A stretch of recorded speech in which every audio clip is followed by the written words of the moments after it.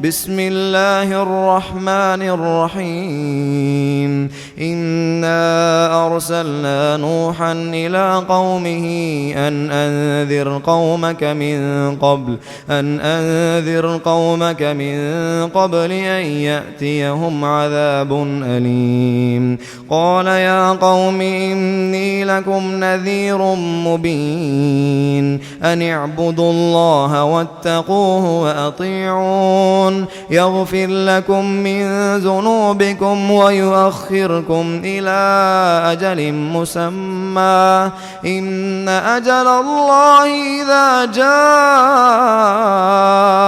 لا يؤخر لو كنتم تعلمون قال رب إني دعوت قومي ليلا ونهارا فلم يزدهم دعائي إلا فرارا وإني كلما دعوتهم لتغفر لهم جعلوا أصابعهم في آذانهم واستغشوا ثيابهم وأسروا واستكبروا استكبارا ثم إني دعوتهم جهارا ثم إني أعلنت لهم وأسررت لهم إسرارا فقلت استغفروا ربكم إنه كان غفارا يرسل السماء عليكم مدرارا ويمددكم بأموال وبنين ويجعل لكم جنات ويجعل لكم أنهارا ما لكم لا ترجون لله وقارا وقد خلقكم أطوارا ألم تروا كيف خلق الله 7 سماوات طباقا وجعل القمر فيهن نورا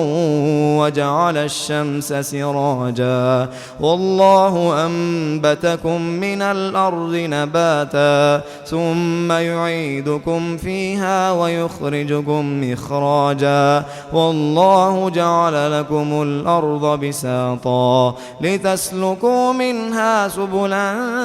فجاجا قال نوح رب إنهم عصوني واتبعوا من لم يزده ماله وولده إلا خسارا ومكروا مكرا كبارا وقالوا لا تذرن آلهتكم ولا تذرن ودا ولا سواعا ولا يغوث ويعوق ونسرا وقد أضلوا كثيرا ولا تزد الظالمين إلا ضلالا مما خطيئاتهم مغرقوا فأدخلوا نارا فلم يجدوا لهم من دون الله أنصارا وقال نوح رب لا تذر على الأرض من الكافرين ديارا إنك إن تذرهم يضلوا عبادك ولا يلدوا إلا فاجرا كفارا رب اغفر لي ولوالدي ولمن دخل بيتي مؤمنا وللمؤمنين والمؤمنات ولا تزد الظالمين إلا تبارا.